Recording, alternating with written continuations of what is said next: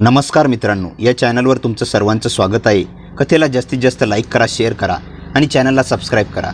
चला तर मग आता कथेला सुरुवात करू। माझी 4 एकर शेती होती। मी एकटी राहत असल्यामुळे ही शेती मला एकटीला पिकवणं होत नव्हतं, म्हणून मी शेतकामासाठी एक तरुण ठेवला होता। नमस्कार मित्रांनो आणि मैत्रिणींनो, माझं नाव काजल आहे।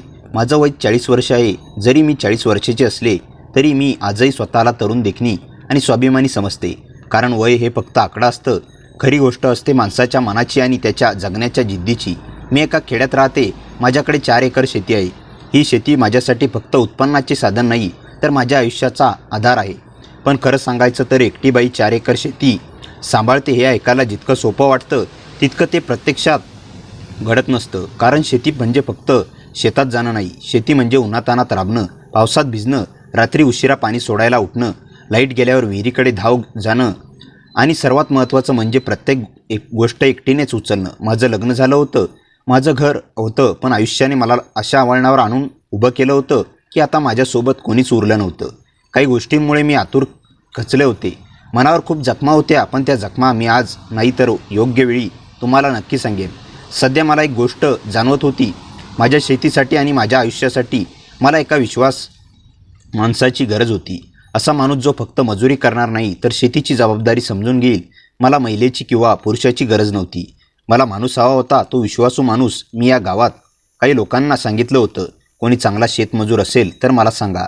दिवसामागून दिवस जात होते, पाऊस नुकताच पळून गेला होता आणि पावसानंतरची वेळी शेतीसाठी खूप महत्त्वाची असते।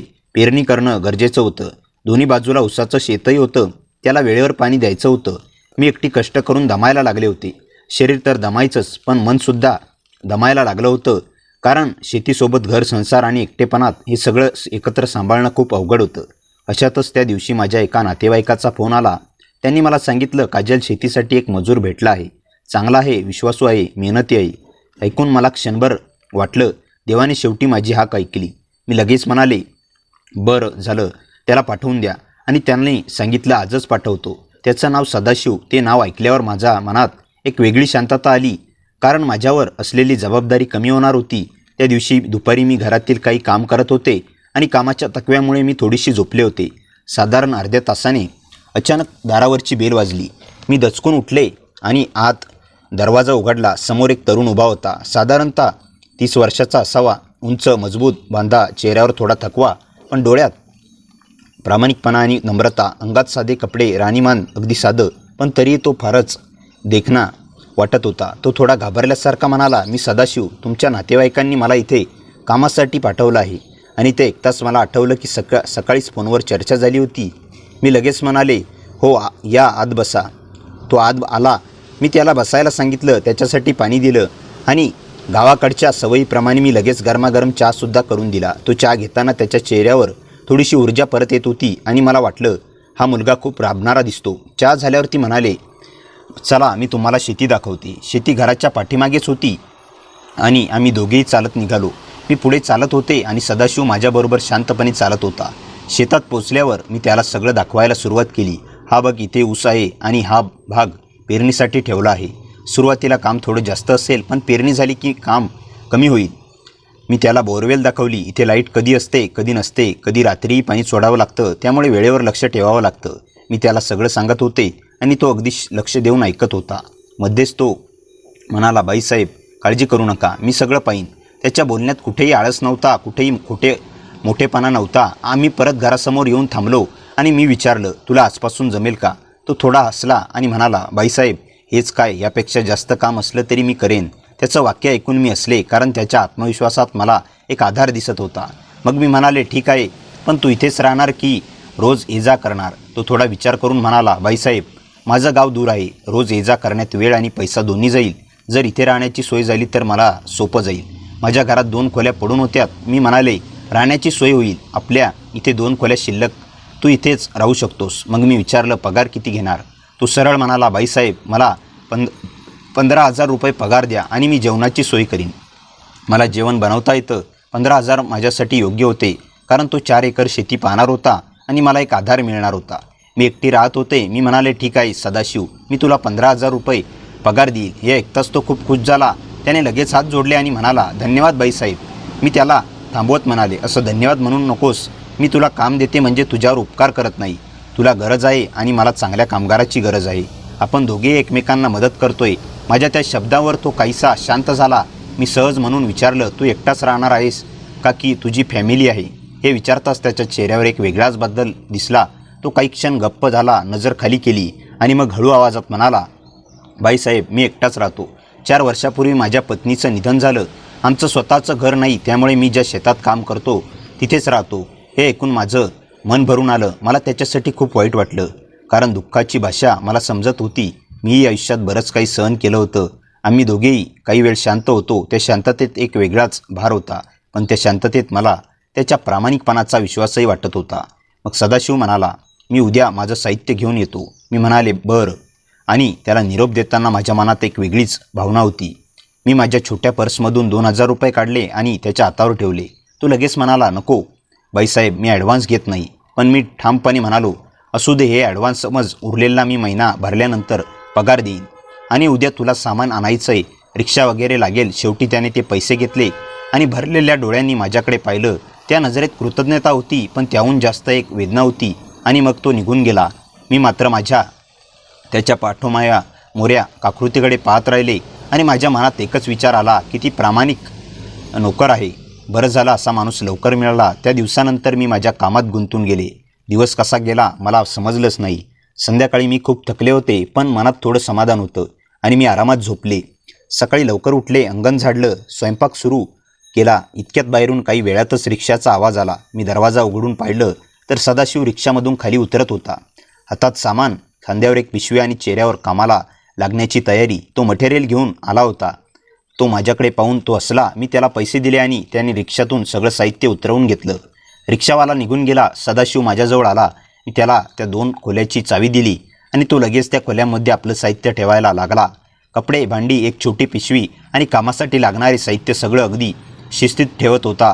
मी मात्र पुन्हा माझ्या खोलीत गेले आणि स्वयंपाकाला लागले. आज सदाशिवचा पहिला दिवस होता, म्हणून माझ्या मनात सहज विचार आला की हा स्वतः जेवण बनवतो असं म्हणाला असला तरी पहिल्या दिवशी त्याला जमत नसेल किंवा कामाच्या घाईत त्याने काही खाल्लं नसेल.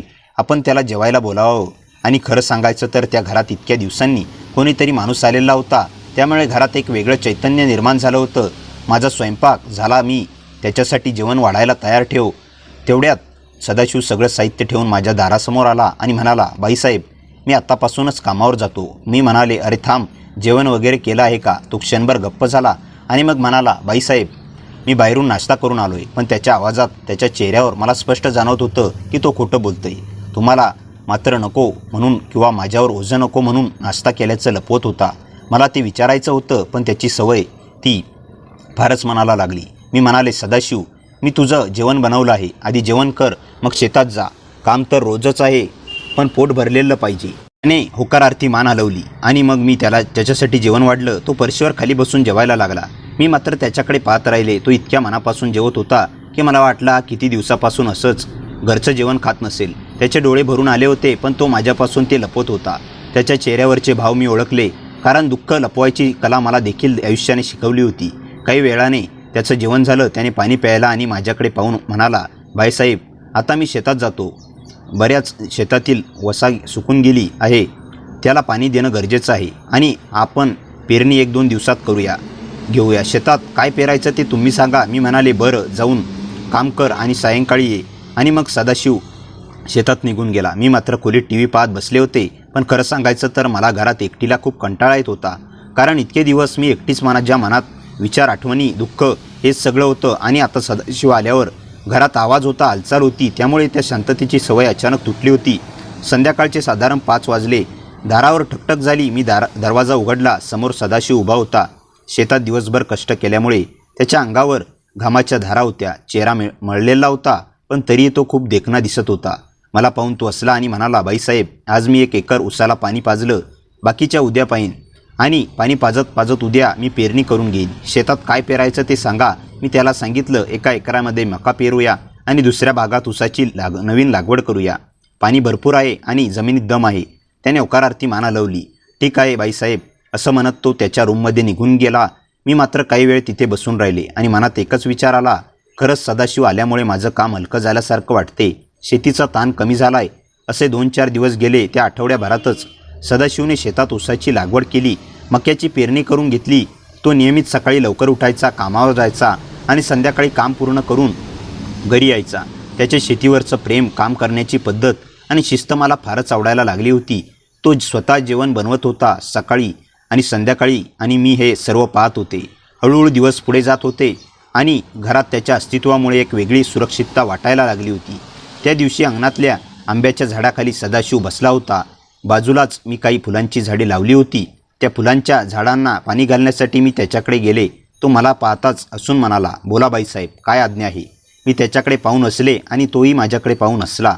मी म्हणाले, "अरे, इथे काही फुलांची झाडं लावली आहेत, त्यांना थोडं पाणी घालायचं होतं." तो लगेच म्हणाला, "ठीक आहे, मी आत्ताच घालतो." पण मला जाणवलं तो मला काहीतरी विचारायचं आहे. त्याची नजर वेगळी होती. तो थोडा घाबरत होता. काही क्षण गप्प बसला आणि मग म्हणाला, "बाईसाहेब, एक गोष्ट विचारू का?" मी म्हणाले, "विचार ना, काय झालं?" तेव्हा सदाशिव म्हणाला, "मी पाहतोय तुम्ही एकट्या राहता. खूप दिवस झाले तुमचे पती किंवा तुमची मुलं मला कोणीच दिसत नाही." आणि हे शब्द ऐकताच माझ्या छातीत काहीतरी जोरात दुखलं. माझे डोळे भरून आले. मी मान खाली घातली आणि साडीच्या पदराने डोळे पुसले. सदाशिव लगेच म्हणाला, "माफ करा बाईसाहेब, मला दुखवायचं नव्हतं. सांगायचं नसेल तर राहू द्या." असं म्हणत तो उठू लागला. पण मी त्याला थांबत म्हणाले, "नाही सदाशिव, तसं काही नाही. माझी कहाणी फार मोठी आहे आणि ती सांगताना माझं मन दुखतं, पण तुला सांगितल्याशिवाय मला शांतता मिळणार नाही." आणि मग त्याच्यासमोर बसले. माझा श्वास थोडा भरून राहिला आणि मग मी सांगायला सुरुवात केली. मी खूप वर्षापूर्वी माझं लग्न अनंत या तरुणाबरोबर झालं होतं. आमचा नवीनच संसार सुरू होता. आम्ही खूप आनंदात राहत होतो. लग्नाच्या 1-2 वर्षात मी गर्भवती राहिले. माझा नवरा माझ्यावर खूप प्रेम करायचा. मी गर्भवती असताना त्याने माझी खूप काळजी घेतली, जणू मी त्याचं संपूर्ण जग होते. आणि मग मी एका मुलाला जन्म दिला. त्याचं नाव सतीश. सतीश हळूहळू मोठा होत होता. माझा नवरा एका चांगल्या कंपनीत नोकरीला होता, त्यामुळे घरात कमतरता नव्हती. जसा सतीश मोठा होऊ लागला तसं तसं अनंतने त्याला चांगल्या शाळेत घातलं. आम्ही तिघंही खूप सुखात होतो. पण म्हणतात ना, सुखाला नजर लागते, आणि आमच्याही आयुष्याला तशीच नजर लागली. एक दिवस अचानक अल्पशा आजाराने माझ्या पतीचं निधन झालं. अनंत गेल्यावर माझ्या आयुष्याचा आधारच तुटला. त्याच क्षणी मला वाटलं मी कोसळून पडेल. पण माझ्या मुलासाठी मी हार मानली नाही. मी स्वतः शेती सांभाळली, घर सांभाळलं आणि सतीशचं शिक्षण सुरू ठेवलं, कारण तोच माझा आधार होता, तोच माझं जग होतं. हळूहळू सतीशचं शिक्षण पूर्ण झालं. त्याला चांगली नोकरी मिळाली आणि माझ्या मनात पुन्हा एकदा आशा निर्माण झाली. मी त्याच लग्न एका सुंदर आणि शिकलेल्या मुलीशी करून दिलं. मला वाटलं आता माझ्या घरात पुन्हा आनंद येईल, माझ्या आयुष्याला पुन्हा आधार मिळेल. त्याचा संसार सुरुवातीला आनंदात चालला होता, पण काही दिवसांनी सतीश मला शहरात घेऊन गेला आणि तिथून माझ्या आयुष्याचा खरा दुःखाचा काळ सुरू झाला. त्याची पत्नी माझ्याशी वाईट वागू लागली, मला टोचून बोलू लागली, माझ्या छोट्या छोट्या गोष्टीवरून भांडायला लागली, मला त्रास द्यायला लागली. सुरुवातीला मी सहन केलं, कारण मला वाटलं नवीन संसार आहे आणि मुलगी नवीन आहे, हळूहळू समजेल. पण दिवस जात गेले आणि तिचा त्रास वाढतच गेला. आणि सगळ्यात मोठं दुःख म्हणजे माझा मुलगा सतीश तिच्या बोलण्यात येऊ लागला. तोही मला टोचून बोलू लागला, मला खूप कमी लेखू लागला. माझ्या कष्टाची किंमत त्याला उरली नाही. मी ज्याच्यासाठी आयुष्यभर राबले तोच माझा मुलगा माझ्याशी परखा झाला. मी शहरात त्या घरातच माझ्या मुलाच्या दारात एकटेपणाने जगत होते आणि दिवस काढत होते. आणि एके दिवशी तर गंभीर झालं. त्या सुनेने माझ्यावर चोरीचा आळ घेतला, माझ्या सोन्याचा, माझ्या अंगावरच्या दागिन्यांचा. आणि सतीशला ते खरं वाटलं. दोघांनी मला त्या घरातून हाकलून दिलं आणि मी माझ्या गावी पुन्हा परत आले. त्या दिवसानंतर माझा मुलगा सतीश आणि माझी सून दोघेही कधीच परत आले नाहीत. मी फोन केला तरी ते उचलत नव्हते. कधी उचललाच तर थोडक्यात बोलून ठेवून देत होते, जणू मी त्यांच्यासाठी कोणी परकी होते. त्या दिवसांनी मला अक्षरशः मोडून टाकलं. मी खूप एकटी पडले होते. मनात हजारो विचार, डोळ्यात हजार अश्रू. पण तरीही मला हार मानणं शक्य नव्हतं, कारण मी आयुष्यभर लढत होते. मी पुन्हा शेतीला लागले, पुन्हा स्वतःला सावरलं. पण आता वय वाढत चाललं होतं, शरीराला थकवा येत होता आणि एवढी 4 एकर शेती एकट्याने सांभाळणं शक्य नव्हतं. म्हणून मला कोणीतरी विश्वासू माणूस हवा होता शेतीच्या कामासाठी, आणि त्या शोधातच मी तुझी निवड केली. सदाशिव. माझे हे शब्द ऐकताना सदाशिवचे डोळे भरून आले होते. तो काही वेळ गप्प बसला आणि मग फक्त एवढंच म्हणाला, "बाईसाहेब, तुम्ही काळजी करू नका, सर्व काही व्यवस्थित होईल." असं म्हणत तो उठला आणि आसपासच्या झाडांना पाणी घालू लागला. पण त्या क्षणापासूनच मला जाणवायला लागलं की सदाशिव फक्त माझा कामगार नाही, तो माझ्या आयुष्यात देवाने पाठवलेला आधार आहे. दिवस जात होते. सदाशिव मला पाहायचा आणि मीही नकळत सदाशिवकडे पाहायचे. खरं तर तो फार देखणा होता आणि त्याच्यापेक्षा जास्त सुंदर होतं त्याचं मन. तो प्रत्येक कामात मला मदत करायचा. आठवड्याच्या बाजारातून भाजीपाला आणून द्यायचा. शेतात थोडीफार भाजीपाला लावून ठेवायचा. माझ्यासाठी घरातल्या छोट्या छोट्या गोष्टी तो लक्षात ठेवायचा. आणि या सगळ्यात मला एक अशी माणुसकी दिसत होती जी मला माझ्याच रक्ताच्या नात्यात मिळाली नव्हती. हळूहळू दिवस पुढे जात होते आणि त्या दिवशी एक घटना घडली. तिरसावर पाऊस पडून गेला होता. थोडं शेवाळ सरकलं होतं, पण तिकडे माझं लक्ष नव्हतं. कपडे वाळत घालून परत येताना अचानक पाय घसरला आणि मी सरकतच खाली आपटले. पायात काहीतरी तुटल्यासारखं झालं. कपाळावर घाम आला. वेदनेने किंचाळले. सदाशिव धावत आला. त्याने अगदी पहिल्यापासून माझ्याकडे बघितलं. हात द्या म्हणाला. त्याचा हात घेतला, पण पाय दुखत होता. तो लगेच खाली वाकला. हळू, रडू नका म्हणत त्याने मला 2 हातांनी उचललं. त्याच्या छातीशी डोकं लागलं. हळुवारपणे माझा पाय टेकून देता तो मला घेऊन खाली आला. माझा हात त्याच्या मानेभोवती, त्याचा श्वास माझ्या कपाळावर. भीती वाटते का? मी आहेस तर कशाची भीती? त्याने विचारलं आणि त्या हसला. त्याने क्षणात रिक्षा बोलावली. मला हातात घेतलं.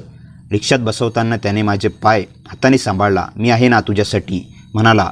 हॉस्पिटलच्या वाटेवर त्यांच्या बोटांनी माझे हात घट्ट पकडले होते. त्या वेदनेतही मला जाणवलं मी एकटी नव्हते. डॉक्टरांनी लगेच एक्सरा काढला आणि कळलं की पायाला फ्रॅक्चर झाला आहे. डॉक्टरांनी प्लास्टर केलं. त्या सगळ्या वेळेत सदाशिवची धडपड मी पाहत होते. जसं काही मी त्याची कोणीतरी फार जवळची माणूस आहे असंच तो माझ्याशी वागत होता. त्याने मला हॉस्पिटलमधून घरी आणलं आणि मग सुरू झाला माझ्या आयुष्यातला एक असा महिना जो मला कधीच विसरता येणार नाही. मला चालता येत नव्हतं, उठता येत नव्हतं, पण सदाशिव माझ्या मागे सावलीसारखा उभा होता. तो स्वतः स्वयंपाक बनवत होता. माझ्यासाठी पाणी आणून देत होता. आंघोळीला पाणी गरम करून देत होता. गोळ्या औषधी वेळेवर देत जा. जेवण बनवून मला वाढत होता. पाणी प्यायला देत होता. आणि रात्री झोपताना तो विचारायचा, बाईसाहेब काही लागतं का? मला ते ऐकून मनात कुठेतरी कळ येत होती. कारण मी माझ्या मुलासाठी आयुष्यभर असंच केलं होतं, पण त्याने मला कधीच किंमत दिली नव्हती. आणि इथे सदाशिव, ज्याला मी फक्त 15,000 रुपये पगार देत होते, तो त्या पैशाच्या बदल्या फक्त शेताचं कामच करत नव्हता, तर माझी आईसारखी, बायकोसारखी, मुलासारखी काळजी घेत होता. कोणतंही नातं नसताना, कोणताही स्वार्थ नसताना त्यामुळे नकळत माझ्या मनात सदाशिवबद्दलची प्रेमाची भावना निर्माण होऊ लागली होती. मला वाटू लागलं होतं की म्हातारपणात मला त्याची गरज आहे आणि सदाशिवलाही कोणाचा आधार नाही. आम्ही दोघे या जगात एकटेच आहोत. हळूहळू दिवस गेले आणि माझा पाय बरा झाला. प्लास्टर काढायची वेळ आली. सदाशिव मला घेऊन हॉस्पिटलमध्ये गेला. डॉक्टरने पुन्हा एक्सरे काढला. प्लास्टर कट करून बाजूला काढलं. पाय पूर्ण व्यवस्थित झाला होता आणि मला आता चालता येऊ लागलं होतं. त्या दिवशी सदाशिव मला घरी घेऊन आला. मला घरात सोडून तो निघून तेवढ्यात मी अचानक सदाशिवचा हात पकडला. त्याचा हात शेतात कष्ट करून खडबडीत झालेला होता. त्या हातावरून त्याची मेहनत, त्याची प्रामाणिकता आणि त्याचं जगणं मला स्पष्ट दिसत होतं. सदाशिव माझ्याकडे वळून पाहिलं आणि म्हणाला, काय झालं बाईसाहेब? माझे डोळे भरून आले होते. मी रागावले नाही. मी त्याच्याकडे जवळ गेले, त्याच्या खांद्यावर डोके ठेवले आणि मोठमोठ्याने रडू लागले. माझ्या डोळ्यातून अश्रू ओघळत होते. सदाशिव मात्र शांत उभा होता, काहीच बोलत नव्हता. त्याच्यासाठी हे सगळं अनपेक्षित होतं. मी रडत रडत म्हणाले, सदाशिव, मी पाहते आहे की तू किती कष्ट करतोस, माझी मदत करतोस. ज्या मुलांनी मला सोडून दिलं, ज्यांनी मला परकळ केलं, त्याच्यासाठी मी आयुष्यभर राबले, पण त्यांनी माझी किंमत ठेवली नाही. आणि तू तुझं माझं कोणतंही नातं नसताना तू माझी सेवा केलीस, माझी काळजी घेतलीस. खरं सांगू, मला तू आवडू लागलास. माझं तुझ्यावर प्रेम जडलं आहे. मला वाटतं आपण दोघांनी एकत्र यावं आणि नवीन संसार थाटावा. तुलाही कोणाचा आधार नाही आणि मलाही नाही. आपण दोघांनी लग्न करावं. माझे हे शब्द ऐकताच सदाशिवचे डोळेही भरून आले. तो क्षणभर गप्प राहिला आणि मग हळू आवाजात म्हणाला, बाईसाहेब, पण तुम्ही श्रीमंत आहात. मी एक साधा नोकर आहे. माझी आणि तुमची कशी बरोबरी होईल? मी त्याला थांबत म्हणाले, सदाशिव, पैसे माणसाची बरोबरी करत नाहीत.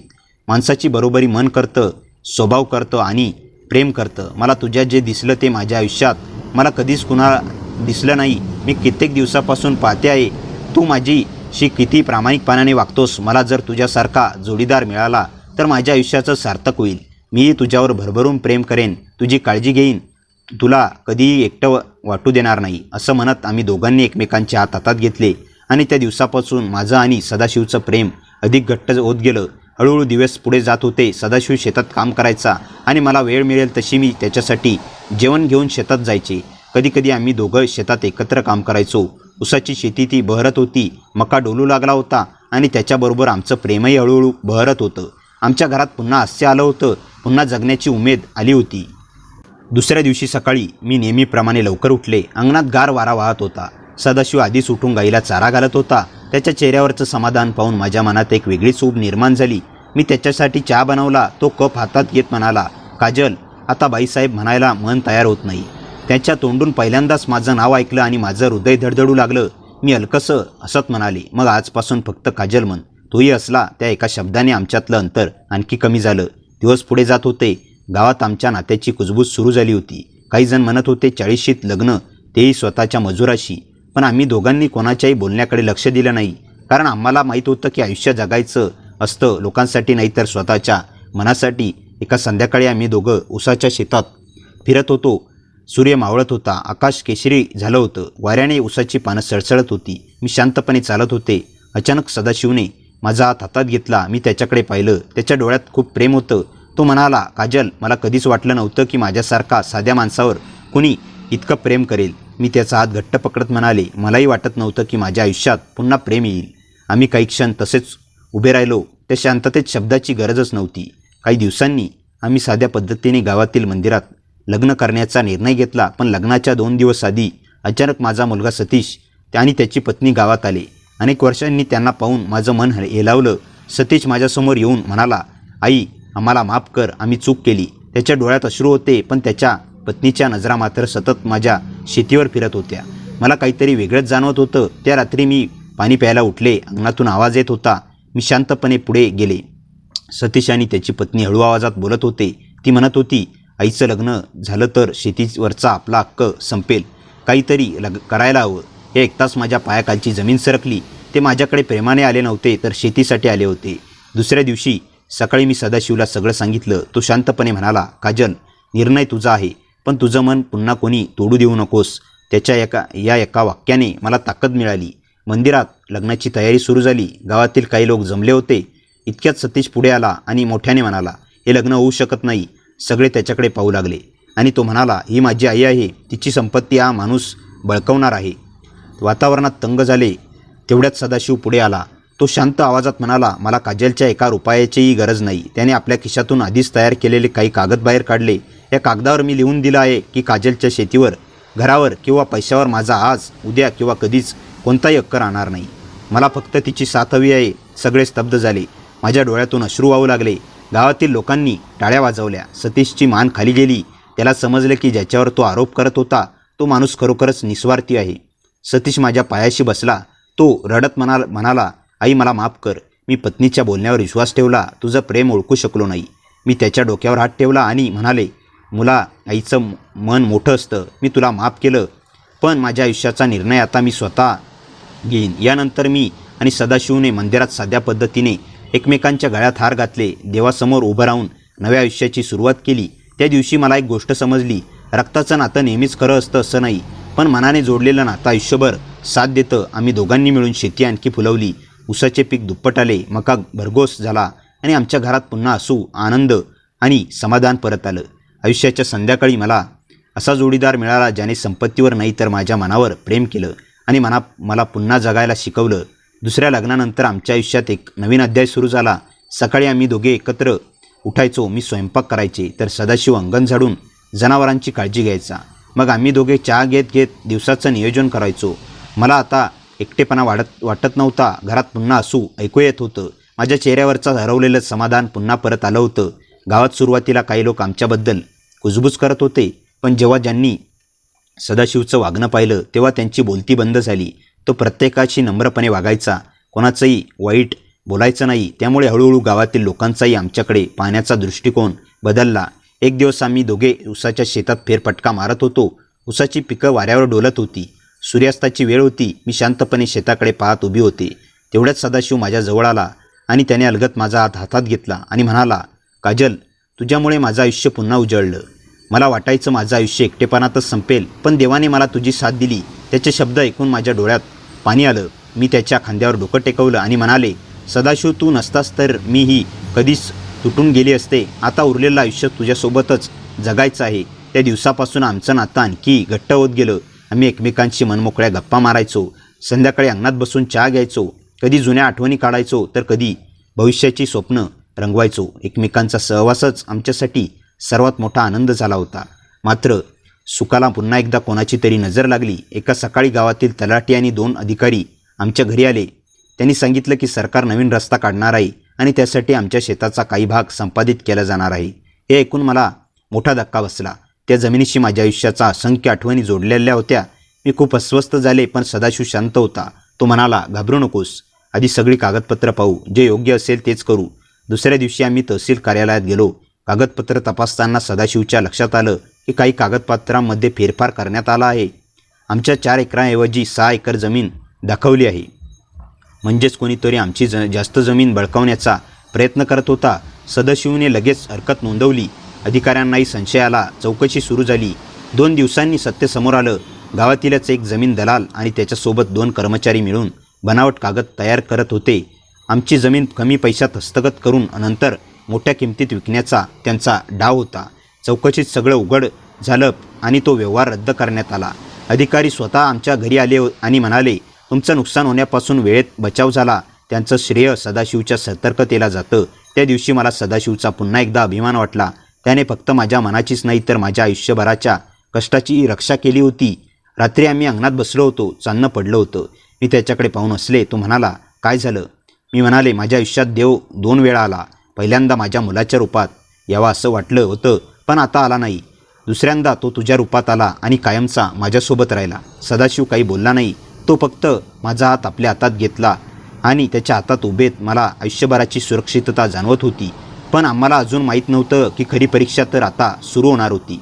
कारण त्या जमीन दलालाने एकच तुरुंगात जाण्यापूर्वी शपथ घेतली होती, काजल आणि सदाशिवला सुखाने जगू देणार नाही. त्याचा तो निर्धार पुढच्या काही दिवसात आमच्या आयुष्यात एक मोठं वादळ घेऊन येणार होता. जमीन दलालाने दिलेली धमकी आम्ही फारशी मनावर घेतली नाही, कारण आम्हाला वाटलं की कायद्याने त्याच्यावर कारवाई झाली आहे, तो आता काहीच करू शकणार नाही. पण काही दिवसांनी विचित्र घटना घडू लागल्या. रात्री शेताच्या बांधावर कोणीतरी फिरल्याच्या खुणा दिसू लागल्या. एकदा तर उसाच्या शेताच्या कडेला मुद्दाम पाणी सोडून नुकसान करण्याचा प्रयत्न झाला होता. सदाशिवने शांतपणे सगळं पाहिलं. तो घाईघाईने कोणावर आरोप करणार नव्हता. त्याने फक्त एवढंच म्हटलं, काजल, आपण सावध राहू, घाबरायचं नाही. त्या दिवसापासून तो रात्री शेताची पाहणी करू लागला. मी त्याला एकट्याने जाऊ नको असं सांगायचे, पण तो हसत म्हणायचा, आपल्या कष्टाची राखण आपणच करायची. त्याच्या या स्वभावामुळे माझ्या त्याच्यावरचा विश्वास आणखी वाढत गेला. एके रात्री अचानक कुत्रे जोरात भुंकू लागले. सदाशिव लगेच उठला. त्याने टॉर्च घेतली आणि बाहेर पडला. मीही काही अंतरावरून त्याच्या मागे गेले. शेताच्या कडेला 2 माणसं मोटारचं स्टार्टर काढण्याचा प्रयत्न करत होती. टॉर्चच्या प्रकाशात पडताच ते घाबरले आणि पळून गेले. त्यापैकी एकाच्या हातून मोबाईल खाली पडला. दुसऱ्या दिवशी तो मोबाईल पोलिसांकडे दिला. तपासात समोर आलं की त्या माणसाचा संबंध त्याच जमीन दलालाशी होता. यावेळी पुरावे ठोस असल्यामुळे त्याच्यावर आणखी गंभीर गुन्हे दाखल झाले. गावातील लोकांनी सदाशिवच्या धाडसाचं कौतुक केलं. ही घटना संपल्यानंतर आमच्या आयुष्यात पुन्हा शांतता परत आली. शेतातील पीक भरभरून आली होती. ऊस विकून चांगले पैसे मिळाले. मक्याचंही उत्पादन चाललं होतं.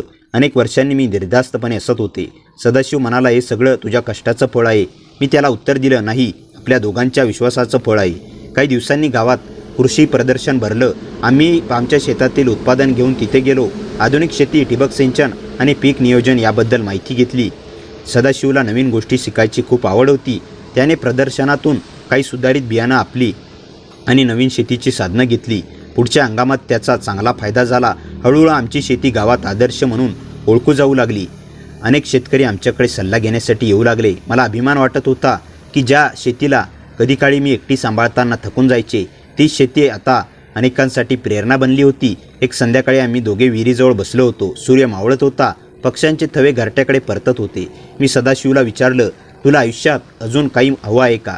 तो थोडा हसला आणि म्हणाला, हो, एक इच्छा आहे. आपल्या शेतात एक छोटंसं घर बांधायचं. अंगणात तुळस, बाजूला फुलांची बाग आणि संध्याकाळी आपण दोघांनी तिथे बसून चहा प्यायचा. त्याचं स्वप्न ऐकून माझ्या चेहऱ्यावर हसू उमटलं. मी म्हणाले, हे स्वप्न आपण नक्की पूर्ण करू. मात्र त्याच क्षणी गावातील पोस्टमन आमच्या घराकडे येताना दिसला. त्याच्या हातात नोंदणीकृत पत्र होतं. ते पत्र माझ्या नावावर आलं होतं. मी सही करून पत्र उघडलं. आत एका वकिलाची नोटीस होती. ती माझा मुलगा सतीश याच्या वतीने पाठवली होती.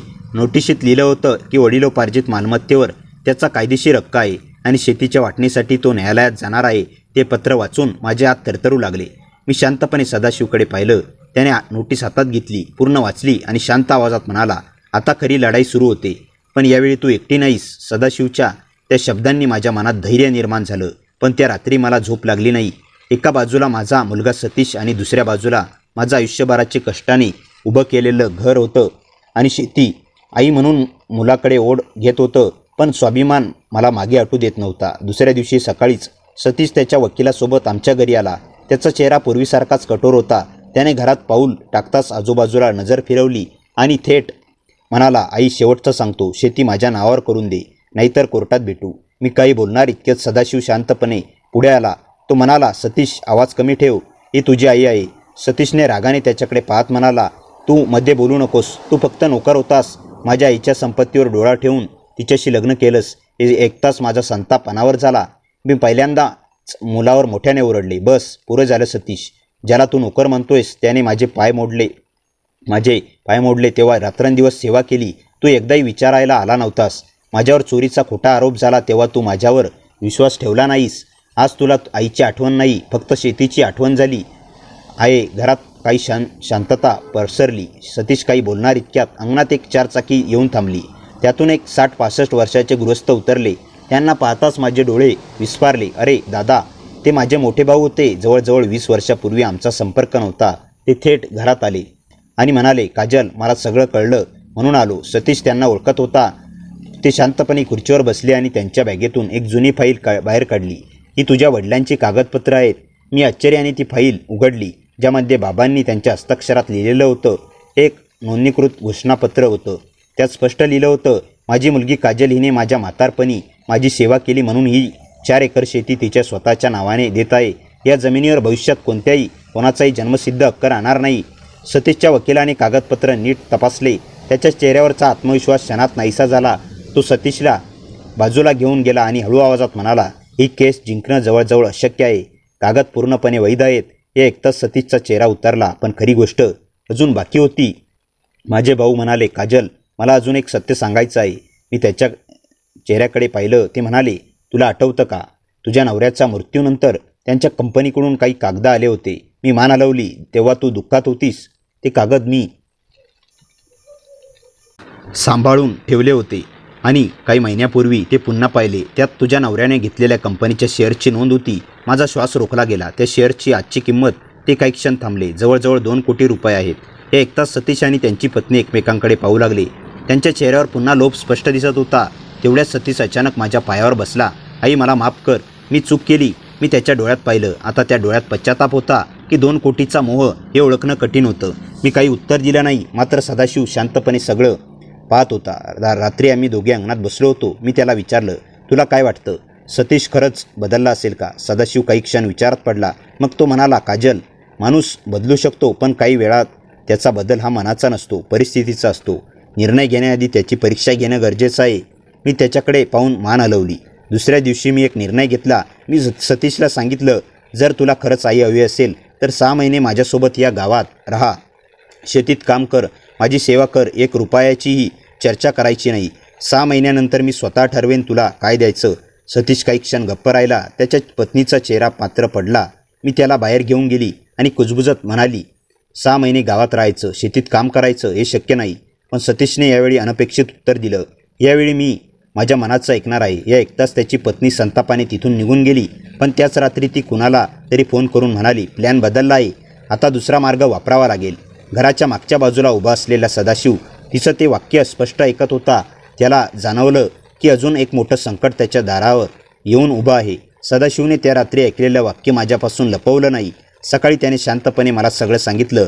मी काही क्षण विचारात पडले. आता प्रत्येक गोष्ट समोरासमोर आणि स्पष्टपणे सोडवण्याची वेळ आली होती. मी ठरवलं की यापुढे कोणत्याही गैरसमजाला जागा ठेवायची नाही. त्याच दिवशी मी गावातील सरपंच, 2 ज्येष्ठ मंडळी, माझे मोठे भाऊ सतीश आणि त्याच्या पत्नीला घरी बोलावलं. सगळे अंगणात बसले. वातावरण शांत होतं, पण प्रत्येकाच्या मनात अनेक प्रश्न होते. मी उठले आणि बोलायला सुरुवात केली. आज मी माझ्या आयुष्याचा शेवटचा मोठा निर्णय सगळ्यासमोर घेणार आहे. माझ्यावर जेव्हा संकट आलं तेव्हा माझा मुलगा माझ्यासोबत नव्हता. सदाशिव मात्र प्रत्यक्षाने माझ्यासोबत उभा होता. त्याने माझी सेवा केली, माझ्या शेतीची काळजी घेतली आणि माझा स्वाभिमान जपला.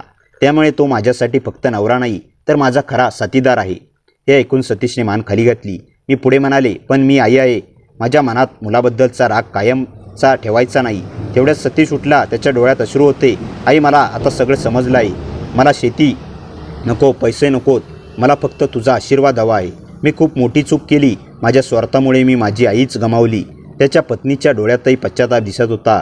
ती पुढे आली आणि म्हणाली, आई माझ्यामुळे हे सगळं घडलं, मला माफ करा, मी लोभ केला, अहंकार केला, पण आज मला माझी चूक कळली आहे.